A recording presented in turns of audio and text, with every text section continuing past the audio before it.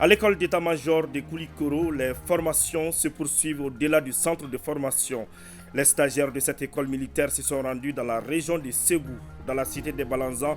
Ils ont visité certaines infrastructures et unités industrielles de la région. Des détails à suivre. Les réparateurs de téléphone de Mali-Telda et les chauffeurs de la Chambre de commerce et d'industrie du Mali se professionnalisent davantage. Ils ont suivi une session de formation initiée par la Chambre de commerce et d'industrie du Mali, sanctionnée par des attestations. Retour sur cette formation dans quelques instants. Ravi de vous retrouver. Bonjour à tous et bienvenue dans cette édition d'information. Je vous l'annonçais dans les titres, les stagiaires de l'école d'état-major de Koulikoro ont visité certaines infrastructures et unités industrielles de la région de Ségou.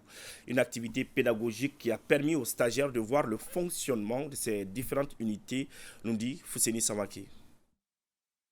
Ils sont 20 officiers stagiaires dont un personnel féminin de 8 pays africains a visité la région de Ségou. Ces stagiaires de la 36e promotion de l'école d'état-major national de Koulikoro, conduits par le colonel Ismaël Diakité, commandant de la dite école, ont visité entre autres les ateliers centraux de Markala, le camp de Bafo, la Comates SA. Les stagiaires ont échangé avec les responsables des localités visitées sur leur fonctionnement. Le voyage d'études revêt une importance particulière, en ce sens qu'il permet d'appliquer les connaissances acquises dans des situations concrètes. Il permet également de comprendre les enjeux opérationnels et les défis auxquels est confronté un état-major. Le voyage d'études permet aux stagiaires de découvrir le Mali, parce que la vie militaire, ce n'est pas seulement apprendre, comme on le dit, la tactique, apprendre la planification et la conduite des opérations, c'est aussi connaître son pays. Quelqu'un qui connaît son pays est capable de prendre de bonnes décisions. Les responsables régionaux se réjouissent de cette visite qui permet de faire un lien entre la vie militaire et le développement socio-économique d'un pays. M'adressant à vous, les stagiaires, j'aimerais que vous appréhendiez, notamment à travers ce voyage incursion dans la 4e région administrative, toute la mesure et toute la profondeur de vos futures responsabilités à l'issue de votre stage. Vous constituerez bientôt les maillons essentiels dans l'animation de la vie de la nation. Ces officiers stagiaires de l'école d'état-major national de Koulikoro sont originaires du Sénégal, de la Guinée-Conakry, du Niger, de Burkina Faso, du Tchad, du Bénin, du Cameroun et du Mali. Les organisations de la société civile ont suivi un atelier de vulgarisation et de communication des informations contenues dans le rapport 2022 du vérificateur général. Il entre dans le cadre du programme d'appui à la lutte contre la corruption pour et par l'égalité des genres. On en sait plus avec Aridou Matina. Le rapport annuel 2022 du vérificateur général s'articule autour des 4 types de missions, dont la vérification financière et de conformité. Un rapport qui est vulgarisé par des partenaires, notamment le projet d'appui à la lutte contre la corruption pour et par l'égalité des genres, pour plus de compréhension. D'où ce cadre de vulgarisation du contenu du rapport à l'endroit des organisations de la société civile. Nous pensons qu'une lutte efficace contre la corruption passe nécessairement par la maîtrise du contenu de ces rapports par les OSC partenaires. L'objectif de cet atelier, c'est vraiment de contribuer au renforcement des capacités de nos OSC partenaires dans l'exercice de leur mandat de protection des droits des femmes et des filles et de lutte contre la corruption. Financé par Affaires mondiales Canada, le projet LUCEG entend multiplier ces genres d'espaces de communication sur le contenu du rapport 2022 du vérificateur général en faveur d'autres composantes de la société. Restons avec la société civile. La Fondation pour le développement du Sahel renforce les capacités des acteurs de la société civile sur le guide du mécanisme de reporting sur l'approvisionnement local dans le secteur minier. Il permettra de contribuer à la mise en œuvre du contenu local du code minier au Mali afin de maximiser la mobilisation domestique des ressources. Agibou Koulibaly, Abdoulaye Diarra. Ce déjeuner de débat de la Fondation pour le développement du Sahel vise à renforcer les capacités des acteurs de la société civile sur le guide du mécanisme de reporting sur l'approvisionnement local dans le secteur minier. Occasion pour les initiateurs de mettre en lumière la nécessité de développer des compétences locales pour garantir une participation accrue des acteurs nationaux dans le secteur minier. Ce programme est une initiative des organisations de la société civile sous-régionale qui a été financé par OCOA, notre partenaire technique, mais aussi mis en marche avec une ONG canadienne qui est Mining Review. L'objectif, c'était voir comment nous pouvons, en tant que société civile, contribuer à cette manne qui existe au niveau des industries extractives au niveau local. C'est pourquoi nous avons mis en place ce document qui s'appelle le reporting du contenu local. Le mouvement mondial Publiez ce que vous payez vise à ce que les revenus pétroliers, gaziers et miniers soient des moteurs du développement et bénéficient à tous les citoyens. Son coordinateur régional a insisté sur le rôle critique de la société civile dans la surveillance et l'évaluation de la mise en œuvre du contenu local. Nous avons considéré qu'il y a un domaine assez important qui constitue une opportunité fondamentale et la plus inclusive pour pouvoir aujourd'hui faire de sorte que les ressources bénéficient à toutes les populations, même ceux qui ne sont pas directement liés à l'exploitation des ressources minières. Et cela s'appelle le contenu local. Et dans ce contenu local-là, il y a différents aspects. Ce déjeuner débat de la Fondation pour le développement du Sahel a jeté les bases d'une collaboration renforcée entre les acteurs de la société civile et les autorités pour maximiser le contenu local dans le secteur minier au Mali. La mise en œuvre du guide du mécanisme de reporting sur l'approvisionnement local apparaît comme un élément clé pour atteindre cet objectif ambitieux et contribuer au développement économique durable du pays. Un autre titre de ce journal, la Chambre de commerce et d'industrie du Mali vient de mieux outiller des réparateurs de téléphone de Mali-Telda et des chauffeurs de la Chambre de commerce et d'industrie du Mali. Le temps fort de la remise de leur attestation avec Mohamed Kantao et Idrissa Traoré. Cette remise symbolique d'attestation regroupe deux corporations qui avaient suivi de façon simultanée une semaine de formation. Il s'agit des réparateurs de téléphone de Mali-Telda et des chauffeurs de la Chambre de commerce et d'industrie du Mali.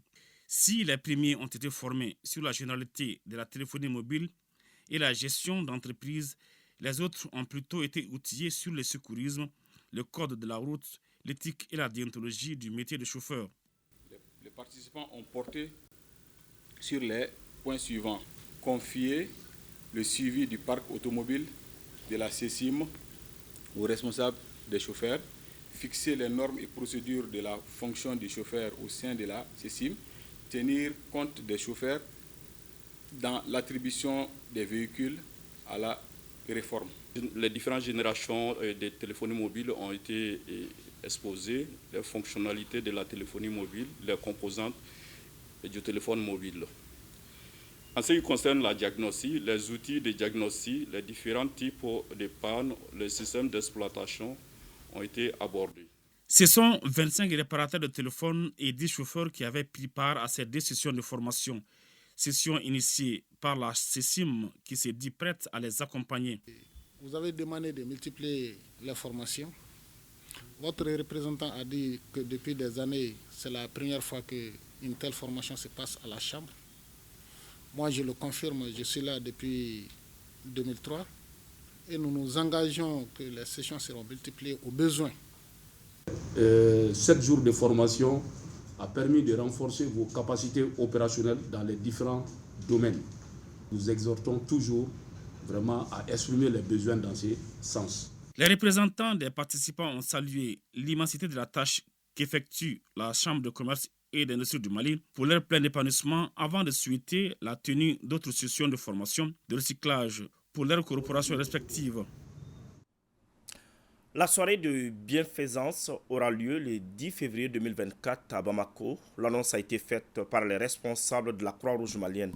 Les fonds collectés lors de ce téléthon seront destinés à aider les déplacés du village de Kamanegela dans la commune de Tchagadougou, région de Koulikoro. L'objectif fixé est la mobilisation de 150 millions de francs CFA au cours de cette soirée de bienfaisance. C'était en présence de Kassim Diallo. Dans les soucis de mobiliser 150 millions de francs CFA pour venir en aide aux déplacés du village de Kamanegela dans la région de Koulikoro, les responsables de la Croix-Rouge malienne ont animé une conférence de presse. Il s'agit d'informer l'opinion nationale et internationale sur la tenue de la soirée de bienfaisance prévue pour le 10 février 2024. Une soirée au cours de laquelle les philanthropes doivent montrer leur générosité. L'objectif est donc d'aider non seulement les populations déplacées elles-mêmes, mais aussi les communautés d'accueil à bénéficier d'un accès aux services sociaux essentiels de base. Les 150 millions de francs CFA, une fois collectés, doivent servir à scolariser 50 enfants déplacés, la réalisation des défourages d'eau et la construction des salles de classe. Ce qui permettrait la construction des forages, l'aménagement des périmètres maraîchers, la réhabilitation des écoles, la construction de blocs de latrines, les dons en vivres et aussi et surtout la reconnaissance à l'état civil des enfants en leur permettant à travers l'octroi d'extraits d'actes de naissance. Les fonds collectés au cours de cette soirée seront directement investis dans les projets de développement pour le bonheur de la population du village de Kamanegela. Parlons de la célébration hier de la fête du Noël dans les régions de Nara et Mopti par la communauté chrétienne. Les fidèles chrétiens de Nara et Mopti ont magnifié la naissance de Jésus-Christ hier lundi 25 décembre. L'essentiel des messages était orienté vers le pardon, la tolérance et l'acceptation de tous pour un Mali uni et prospère. Idrissa Keïta et Boubacar Sankaré pour le compte-rendu. C'est dans une ambiance de joie que les fidèles chrétiens de Mopti, catholiques et protestants, ont célébré la naissance de Jésus-Christ. La célébration de Noël a été marquée par des louanges, adorations et prières pour le Mali. La Noël de cette année est placée sous le signe de la joie et de la communion. Nous devons malgré tout, malgré les difficultés, être en communion avec Dieu. Signe de la communion, parce que Dieu vient nous sauver ensemble. Ce n'est pas une action individuelle. Il veut que nous nous donnions la main les uns aux autres pour qu'ensemble, nous puissions d'abord établir la paix parmi nous. Plusieurs autres activités ont meublé la commémoration de Noël à Mopti. Il s'agit de la célébration eucharistique, de l'homélie de l'abbé Dieudonné Somboro et la célébration du baptême d'une dizaine d'enfants. L'amour que Dieu a manifesté pour nous, nous aussi nous devons partager avec les autres. C'est partager l'amour de Dieu aux autres et aimer les autres de la même manière que Dieu nous a aimés. Les chefs religieux chrétiens ont aussi imploré Dieu le Tout-Puissant pour que les régions du centre retrouvent la stabilité d'antan. Cette journée commémorative de la nativité de Christ est bien observée à l'église catholique de Nara. Forte mobilisation des fidèles pour vivre cet événement plein d'amour et d'humilité. Cette fête est très nécessaire et très importante. D'abord, nous parlons de la naissance de Jésus-Christ. Jésus est le Fils de Dieu et à ce moment, il est venu pour nous sauver. Il est la lumière du monde. Nous avons cette tâche de prier, en même temps aussi de dire aux gens que la paix est très nécessaire. Parce que nous sommes avec les gens, jour et nuit. Et ce que nous disons, c'est ça encore qui doit vraiment refléter ce que nous devons vivre. À l'église chrétienne évangélique de Nara également, les fidèles chrétiens louent le Seigneur des moments teintés d'histoire pour rendre gloire à Dieu, lui qui a envoyé Jésus-Christ pour sauver l'humanité. Autre temps fort, la lecture des versets bibliques exhortant les fidèles chrétiens au pardon et à la justice pour un Mali plus uni et prospère. Jésus veut dire Emmanuel, Dieu est venu habiter parmi les hommes afin de sauver l'humanité. Nous avons tant besoin de la paix parce que nous vivons des moments difficiles. Mais Dieu est parmi nous parce qu'il ne nous laisse jamais dans la main de l'ennemi. Les autorités administratives ont un œil sur toute la communauté et toute la confession religieuse. C'est dans ce cadre-là que nous sommes venus ce matin et je souhaite bonne fête de Noël à tous nos frères et amis chrétiens, que le Mali retrouve toute son unité. Cette journée est aussi l'occasion pour les fidèles chrétiens de cultiver davantage la fraternité, la cohésion sociale et d'avoir une pensée pour les malades et les personnes vulnérables. L'association d'entraide des femmes pour le développement Dougou Demain, soutenue par Zakat Fondation, remet des kits alimentaires aux personnes en situation difficile de la cité El Farako. Une remise suivie par Aïssata Traoré. Apporter un sourire aux personnes démunies, voilà l'objectif de ce don de kits alimentaires composés de riz, de sucre et d'huile. L'initiative vient de l'association d'entraide des femmes pour le développement Dougou Demain, soutenue par Zakat Foundation.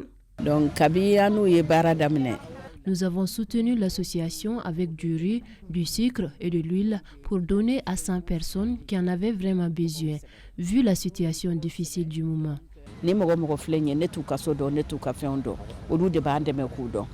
personnes dans des situations différentes mais assez difficiles ont pu bénéficier de ce don. Voilà de quoi les soulager de leurs charges.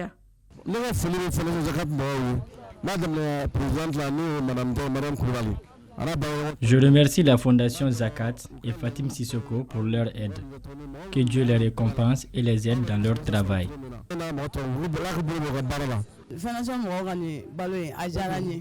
Je suis contente d'avoir reçu ce don car je suis une veuve avec des enfants et malheureusement, la situation est difficile.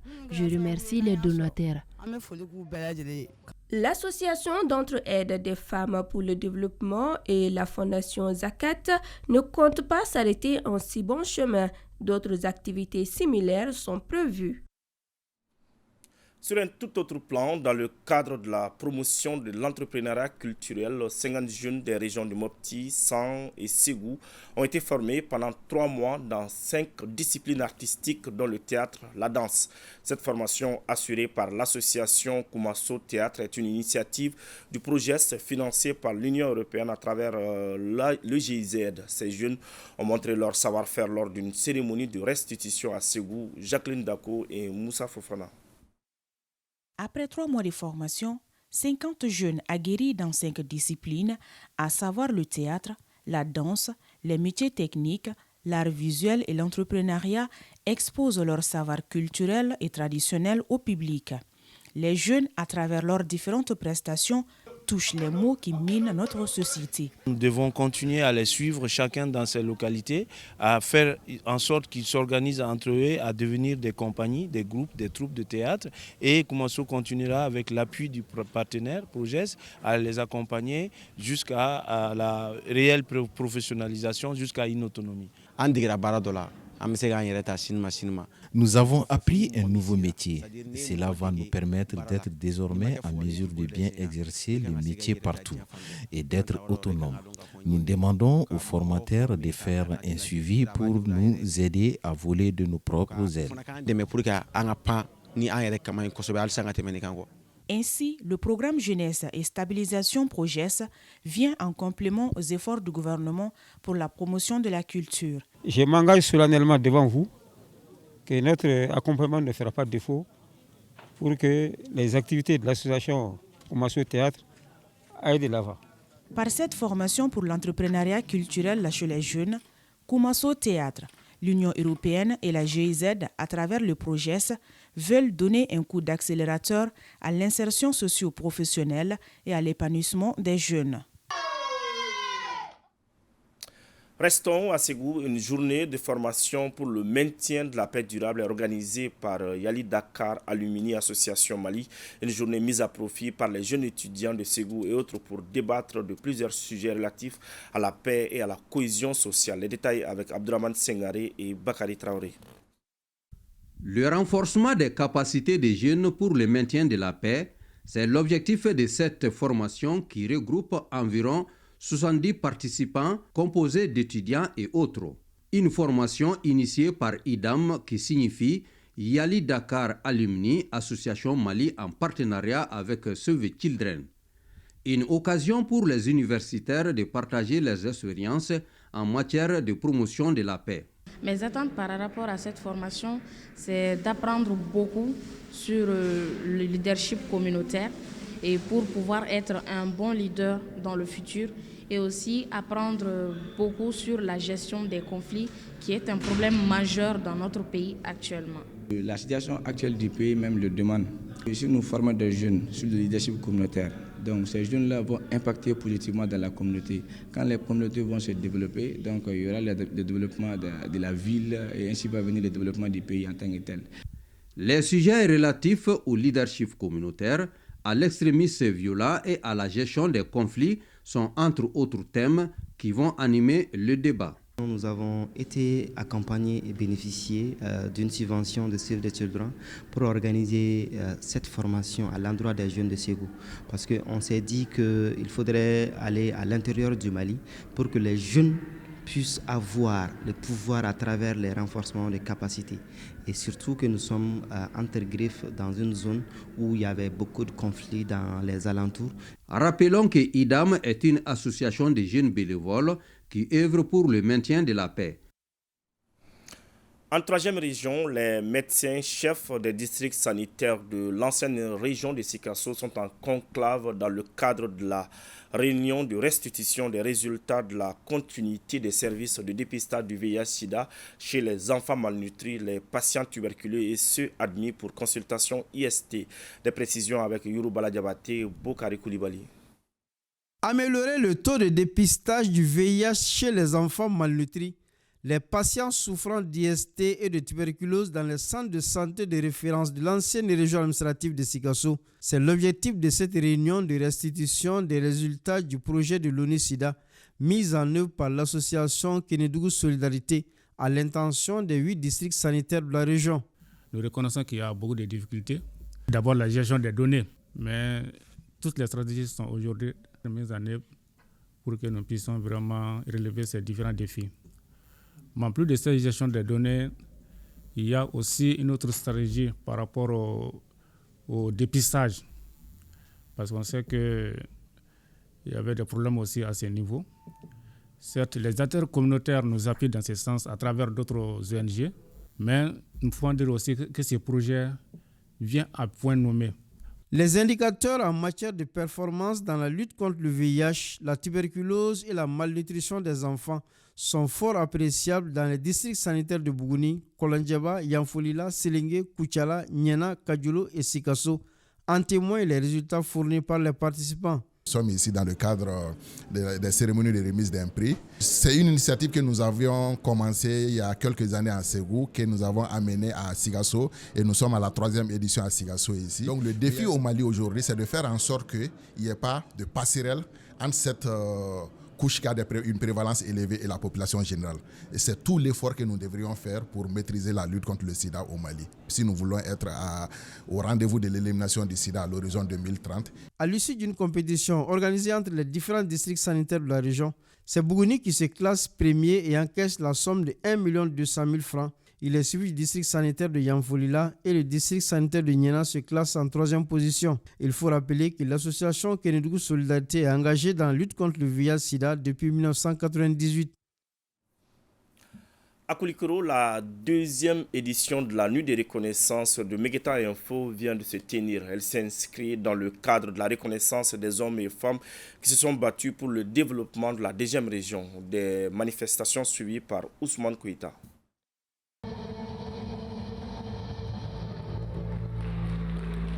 C'est dans une salle Siramori Diabaté très ambiante que s'est tenue la 2e édition de la nuit de reconnaissance des Megueta Info de Koulikoro. Une initiative qui s'inscrit dans le cadre du programme courant de la plateforme digitale de ce site web, le Megueta Info. La présente édition a été marquée par des innovations qui a consisté à reconnaître la valeur de l'implication et de la participation active des hommes et des femmes à la croissance et à l'épanouissement de la ligne éditoriale de Megueta Info et de Koulikoro. Cette activité a une dimension régionale. Nous souhaiterons que les autorités engagent cette initiative-là dans le programme de développement régional. Chaque année, on veut leur accompagnement, sinon même insérer dans leur programme. Meguetan Info, une plateforme digitale opérant officiellement depuis 2017 sur le site web www.meguetaninfo.com avec comme ligne éditoriale le développement de la région de Koulikoro. Moi, je trouve qu'on salue l'initiative, on salue également l'organisateur qui est le Meguetan Info. Mais tout d'abord, c'est de dire aux différents lauréats de maintenir le cap. Parce qu'être au sommet n'est pas un problème, mais se maintenir, c'est ça qui est un problème. Aujourd'hui, Meguetan Info, c'est un site d'information qui existe il y a bientôt 10 ans et qui parvient à s'imposer dans une région qui n'est pas facile. Une telle initiative, c'est notre rôle en tant que président des fêtières, de les accompagner, de les orienter, également de servir également de modèle à d'autres médias. Les prestations d'artistes et les remises de distinctions aux différents lauréats venus de Banama, Kati et de Koulikoro ont mis fin à la nuit de reconnaissance de Meguetan Info. Page noire de ce journal, Le Monde de médias, précisément ORTM en deuil. Oumou Diarra, communément appelé Djema, n'est plus. C'est la triste nouvelle qui a réveillé ses proches, amis, collaborateurs et fidèles auditeurs ce mardi 26 décembre 2023. L'animatrice de 20 sur 20 et Djema Kaboro dépose à jamais le micro, léguant ainsi un riche patrimoine à nos soins. Son parcours avec Moussa Papa Aidara.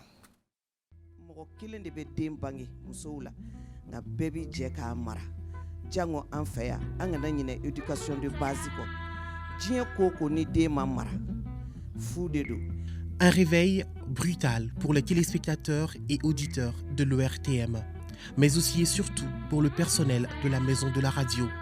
Ce mardi 26 décembre 2023, la grande faucheuse s'en est prise à l'une des plus grandes voix du Mali, Oumou Diarra Djema. Pétrie d'une expérience de plus d'une trentaine d'années en animation audiovisuelle et socio-culturelle, Oumou Diarra Djema a marqué l'opinion nationale à travers son engagement en faveur du développement social. Les auditeurs de la chaîne 2 se reconnaissent surtout en elle à travers son émission 20 sur 20. Une émission qui aura consolidé des milliers de foyers et apaisé les tensions dans les familles.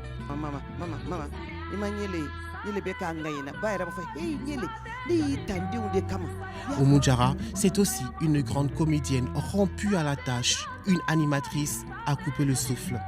Djema aura consacré sa vie entière à la reconstitution du tissu social. Les auditeurs de 20 sur 20, de Gwakunda, de Yélé et les téléspectateurs de Djema Kabaro sont désormais nostalgiques. Aujourd'hui, c'est un deuil ressenti par le Mali. Récemment, elle est désignée par les hautes autorités de la transition en qualité de membre de la commission de rédaction du projet de la nouvelle constitution du Mali. Honorée par plusieurs distinctions, Oumou Diarra est tour à tour médaillée du mérite national et chevalier de l'ordre national. À sa famille, parents, amis et collaborateurs durement touchés par sa disparition, les condoléances les plus attristées. Ainsi va la vie, dormez en paix, Oumou Diarra. Fin de ce journal. Merci de l'avoir suivi. Bonne suite de programme sur ORTM 1.